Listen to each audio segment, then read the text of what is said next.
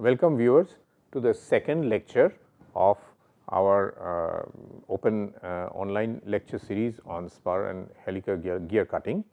So, last time we were discussing the speed ratio of a whole gear train, which means that if we have a number of gears forming a train from the input side to the output side, how their numbers of teeth etc., and their configuration, that means the way in which they are connected, how it will be affecting the speed ratio. And we solved a small numerical problem and obtained an answer. Now, when we are dealing with gear cutting through say milling, gear hopping, gear shaping, some methods like these, we will invariably come across some calculations which will be involving either gear trains like these, or there will be some mechanisms like screw nut mechanisms, worm and worm gear mechanisms, then bevel gears, etc., which I think I should introduce at this point, so that in the introduction itself we will be quite confident that yes, I understand about the basic mechanisms which are used in case of gear cutting, and therefore, I can follow when it is being discussed in in more advanced form. So, let us have, so in the second lecture let us start with some of these mechanisms. We also have, apart from gear trains, extended gear trains, screw nut mechanisms, worm and worm mechanisms, worm and worm gear mechanisms, and rack and pinion. So, first of all, let us have a quick look at what is this screw nut mechanism. Let us see. First of all, if you kindly have a look here, I draw an axis line to mean that whatever I am drawing, it has it's axis symmetric, and this is basically a screw.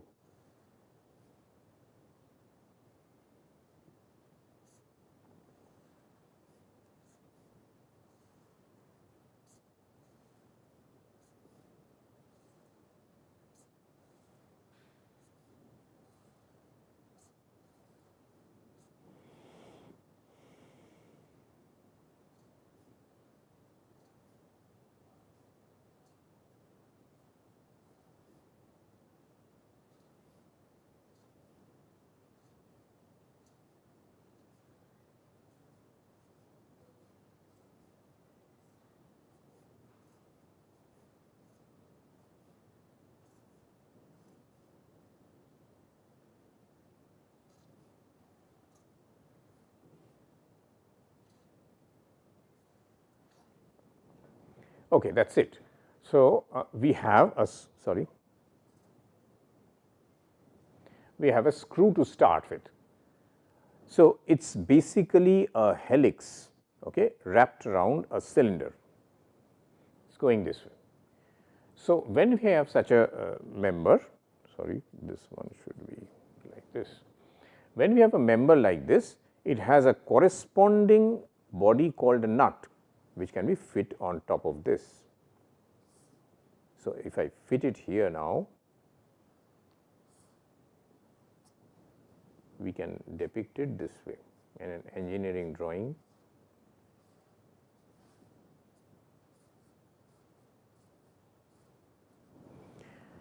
So, this particular member we name as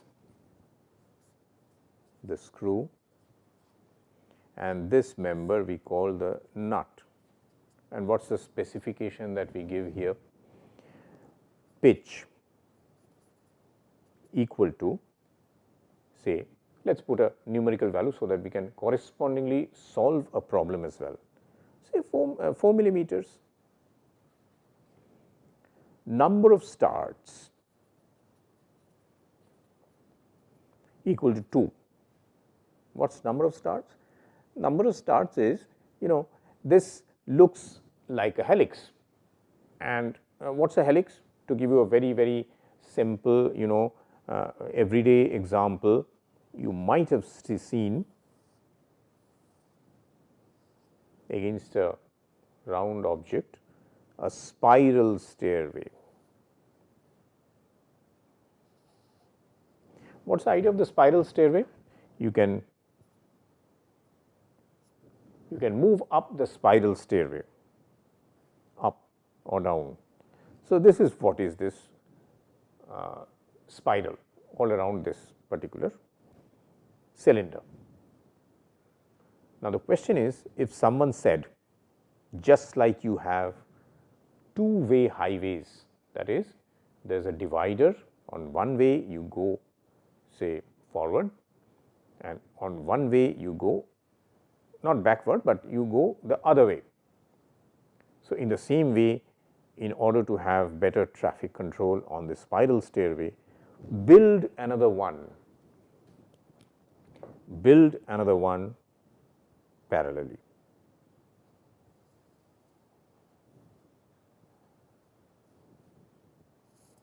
Okay. So, think of the advantage you will have on the spiral stairways are very much constricted in space, constrained in space, so that if you have someone moving down, you have a problem. You have to shift and give him or her some space to move, and already the space is constrained. So, it will be a problem. So, someone says, why didn't we have a parallel spiral here? Why don't we have it? We generally don't have it at all. We could have had it. Is there going to be any clash in space? No, they are all moving in the same direction. Then can you really come down? Yes, why not? You can go down and along this. Will you have a clash? No, never. So, why don't we have it? Because of possibly this head space. If you put another spiral stairway, you would have had to move with bent down. So, you do not have it here. But on the screw thread, there is no constraint of accommodating someone here in between, no. So, we many times have 2 or 3 or even more such spirals moving parallelly. So, it may be spiral 1 moving all around and coming up, spiral 1, and this is a completely different one, spiral 2 moving around like this and coming back again, spiral 2. In this case, if these helices are belonging to separate threads, if these threads are belonging to separate helices and there are 2 such helices, we will say number of starts is 2. Then how does the definition of pitch still remain relevant? It remains relevant this way, this distance is the pitch, and the nut, now if there is number of starts is higher than 1, the nut movement will be correspondingly higher. So, the nut will be moving actually twice of pitch, and it is called the lead, and we have the equation number of starts into pitch is equal to lead. Okay. So, if I say n is equal to 1000, n screw is equal to 1000 and the nut is made to move, the screw is rotating and not allowed to translate, no, and the nut is allowed to translate, but not allowed to rotate. In that case, what will be the movement of the nut? Say what will be the velocity of the nut in millimeters per minute. So, we can say per rotation of the screw, the movement of the nut will be 1 lead. So, this will be 4 into 2, 4 into 2 per rotation, and if there are 1000 rotations per minute, it will be these many millimeters per minute equal to V. So, that comes out to be 8 meters, okay, 8,000 millimeters per minute of the nut. So, this way we understand the screw works. We have to see, have to keep a lookout for the pitch, we have to keep a lookout for the number of starts n. sometimes it is referred to as K, and we have to keep remain alert for the number of rotations suffered by the screw, and that combined will give us ultimately the movement of the nut. So, this is about screw and nut mechanisms. So, we have learned now about gears, we have learned about gear trains, we have learned about screw and nut mechanisms, and now we are going to have a combination of the two. Let us have a quick look at what we mean by that. Let us represent the screw once again.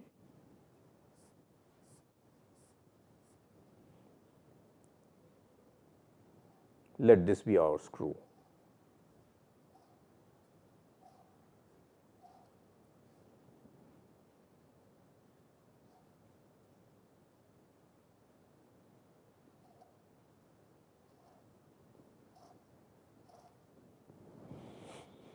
And some innovative person say thinks that okay, let me combine the gear and the screw, and he puts it here, he or she puts it here.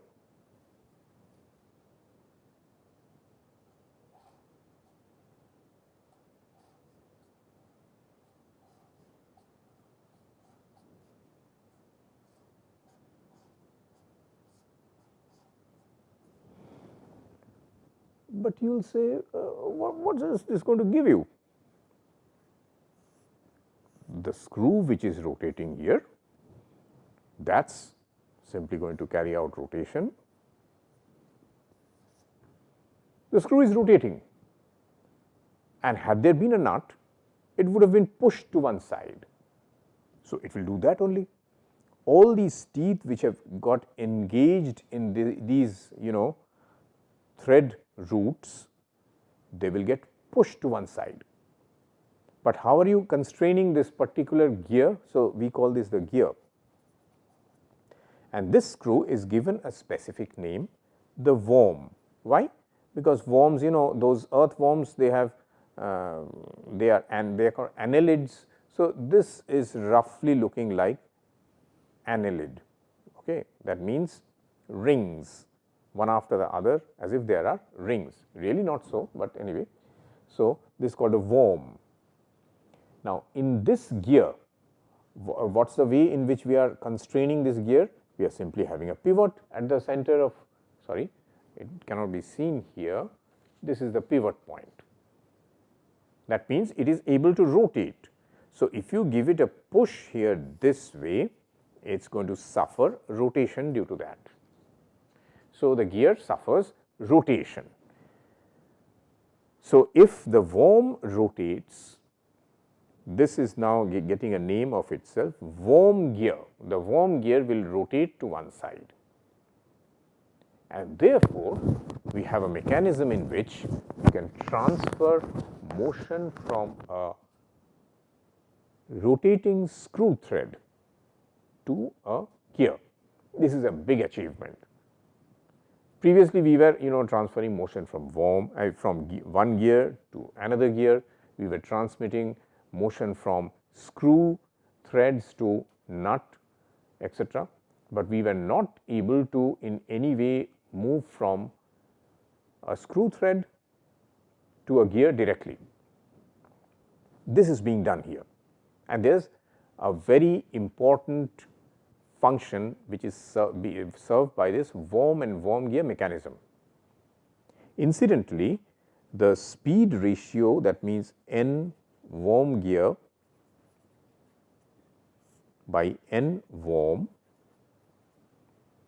this is the speed ratio, that means the worm gear is being rotated and the worm is the driving member. This one can be shown to be equal to K by ZW, where K is the number of starts on worm and ZW is equal to number of teeth on worm gear. So, from this we understand that a very useful purpose will be served by this mechanism. What is that?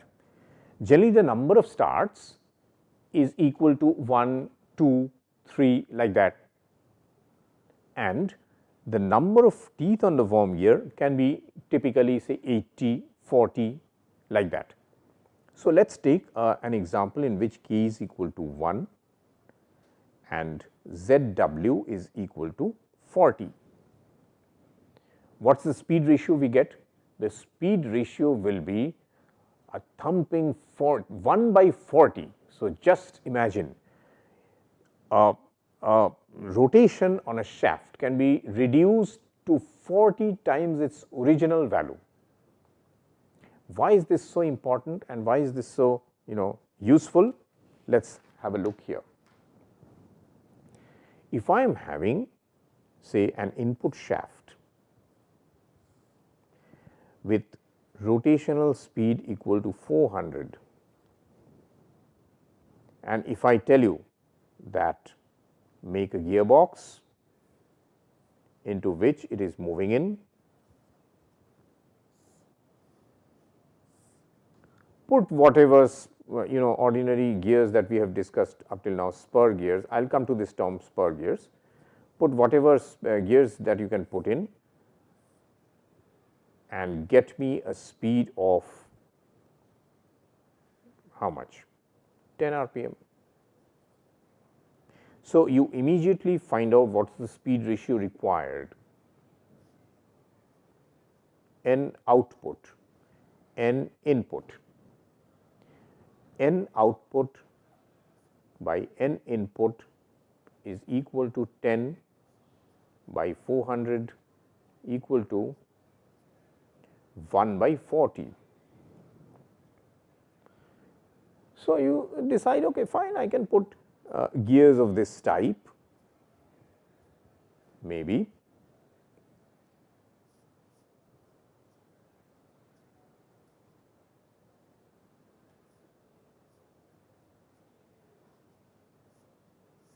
Sorry, drawing is not very good, but you can put gears of this type and maybe reach 1 by 40. Let us see how difficult it is. Whenever we were talking of gears which are having say 100 teeth, 50 teeth, okay, what sort of speed ratio is possible here? 2. So, if you are going on putting gears of this type as an example, so 40 divided by 2, in one stage you can get 20 rpm, in the second stage you can get, sorry, in one stage you can get 200 rpm, second stage you can get 100 rpm, another stage 50 rpm, another stage 25 rpm, another stage how much? 12.5 rpm. This is more like that 10 rpm that we were requiring. So, you would have had to use stage 1, stage 2, stage 3, stage 4, stage 5. Just imagine 5 steps in here. Here I have only drawn 3 steps, and that too when you are accommodating gears of 100 diameter, 100 numbers of teeth, and if the module is say 2, therefore, the diameter which you would have had to accommodate would have been 100 d, if you remember, d is equal to mz, m is equal to 2 and number of teeth is 100.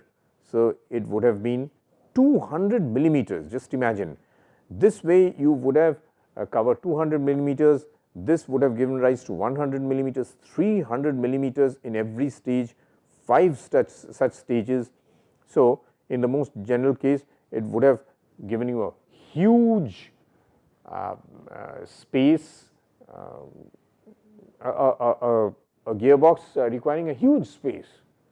Now, who would be interested in that sort of a gearbox if just to get a reduction of 400 to 10, you would be requiring say 2 meters by 2 meters of space? No one will be interested. Herein comes the worm and worm gear, application of the worm and worm gear.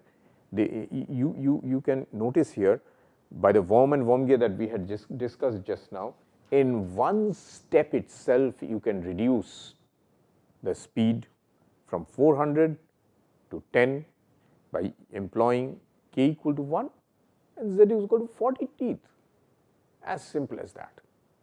Okay. This is the advantage of the worm and worm gear, drastic speed reduction in a single stage, drastic speed reduction. There are problems associated with worm gears and sometimes those problems are made use of. For example, for specific helix angles and coefficients of friction, this is self-locking. That means, by rotating the worm you can rotate the worm gear, but by rotating the worm gear you cannot rotate the worm. Okay. Some particular properties like that, they are associated with worm and worm gears, but this is the big thing. You can get drastic speed reduction in one stage. Okay. Now, let us take the case of rack and pinion. Let us take a simple problem also. Say I have this as a gear depiction of a gear and this as the rack.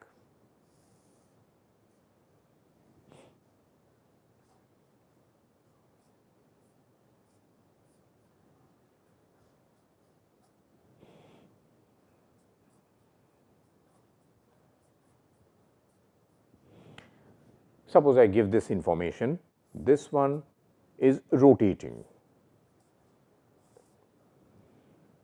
and this is called 1 and this is called R. For R, I am interested to find out the velocity it will develop, and here I am having n is equal to 1000 rpm, module equal to 2, number of teeth equal to say 32. What will be the speed developed by the rack? So, in this case what do we do? In this case we can say that I can easily find out the peripheral speed, of this gear at the pitch circumference.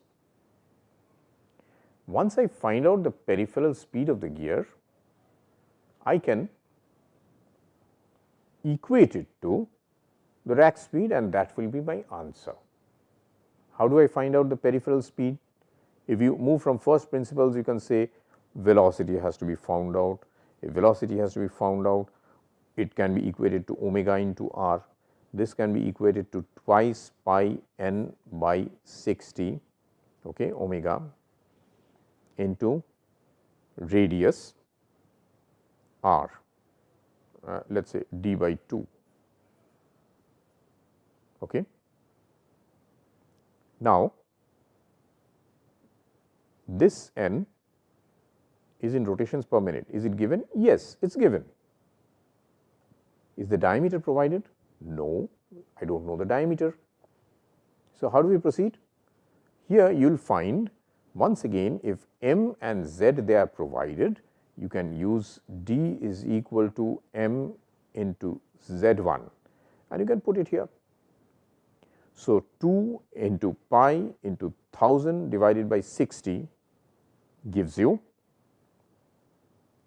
number of what do you call it? Here we are putting omega, therefore, in RPS. 2 into pi into 1000 divided by 60 into m into z into 2 into 32. Let us write it down. Therefore, V is equal to 2 pi multiplied by 1000 divided by 60 into 2 into 32 divided by 2, and since this is rotations per second and this is in millimeters, we have millimeters per second. This is the answer. Some calculations are required, I am sure you can do this and solve the problem. So, now we have covered gear trains, screw nut mechanisms, worm and worm gear mechanisms, rack and pinion, and therefore, we can carry out all the calculations which are required to understand how machining or cutting of gears takes place. Now, coming back to our original discussion, let us now take up the methods by which gears are cut out. But before that, we should notice that gears are not produced only by cutting or machining. Machining basically means cutting with the removal of unwanted material in the form of chips from a larger sized blank. We might not always cut gears out of blanks. We might get gears made by completely different means. We can go for forming them like die casting, stamping, etc., or even blanking. So, we might also cast them, okay, or we might be getting them by means of powder metallurgy, or even employ rapid prototyping. All these methods are involving either chipless manufacturing, or they are primary methods of manufacturing, or powder metallurgy practice, or rapid prototyping, etc. So, they are completely different from cutting of gears, but a whole family of methods of cutting out of gears have evolved over time, and they have their own areas of specialization. Like there will be some cases in which they are very much essential to be used, okay, and we will be studying about those things. So, what are the typical methods of cutting of gears? We might have milling, we might have broaching, we can also have wire cut electrical discharge machining, we can have gear hobbing, we can have gear shaping, and we can have yet different other methods, but these are roughly the most generalized processes, and they have their respective areas of special applications. For example, milling. What do we exactly mean by milling? I can cut out a gear by say for example, a rotary toothed cutting, what do you call it, rotary cutting tool. So, what do we exactly mean by this? Rotary cutter, okay. This is basically a form cutter, and let us have a look at that. What is its area of application? So, milling of gears is good for say single piece production, for maintenance, etc. Suppose you are working in a factory in a night shift, and there is one gear on a machine which fails, gets damaged, so that it has to be replaced immediately. So, what do? Do you go to a shop? No, because in the night time most of the shops are closed. Do you go for online ordering it so that it will be mailed to you and you will be receiving it through courier? No, because that takes certain amount of time, you cannot manage to get it immediately. But you can have your own machine shop, and you can have a milling machine which can be set up very fast, and rotary form disc type cutters which I have referred to, or end mill cutters, which once again they are form cutters, they can be employed with a method of indexing, so that you can easily get such a gear. Or there is another example, suppose you are having a job shop in which you are depending upon orders which are coming from time to time, and somebody places an order for 2 such gears, 5 such gears, etc. So, for that you cannot have a specialized machine, you have to have a machine which can be quickly set up for that kind of production, and maybe it will even be manually operated. And though it seems to be not very what do you call it, not very significant, this sort of production, it might have a considerable volume. Okay, that means there might be huge number of customers who would be approaching you with orders of say 2 to 3, 5 to 7 pieces of such gears for which you cannot spend money to have a specialized machine dedicated for that purpose. So, instead you have generally a manually operated machine in which setup can be done very fast for doing that job, and then you can change the setup for some other job that you might be having in line. So, milling is good for that. So, milling is used in such cases. Broaching is suitable for high level production, okay, and it is a single pass method, so that it is very much desirable that way. We also have gear hobbing and gear shaping, which can result in quite accurate gears, because they do not have the errors and inaccuracies, resulting inaccuracies of milling, etc. And therefore, they can be used for medium to high level production. Wire cut EDM. Wire cut EDM, if you have conductive materials and if you are having spur gears to be made, then wire cut EDM is quite good. But if you have helical gears, it cannot be handled by wire cut. At this juncture, I think I should introduce the difference between spur gears and helical gears. If you have a quick look here, I can have a gear of this type. The teeth are of this type, as we have been drawing, teeth are of this type. That means, if you look along the axis of the gear, the teeth are straight, so that when you draw them, you can draw them this way.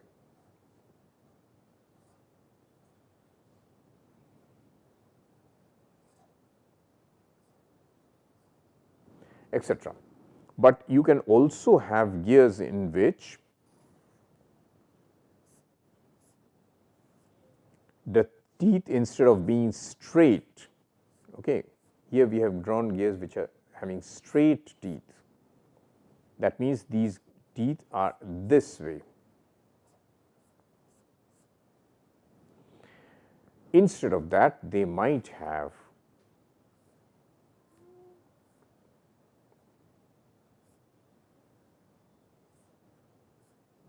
this way. That means, these teeth will be looking this way.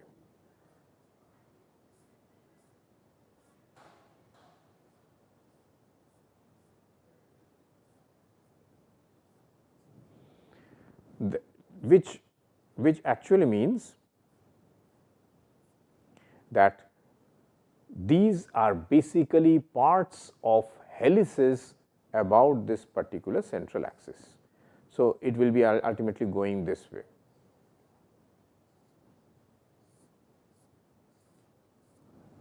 Okay.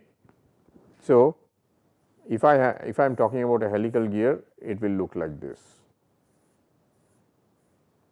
All these helices are there, and I cut it from here, I get my particular helical gear.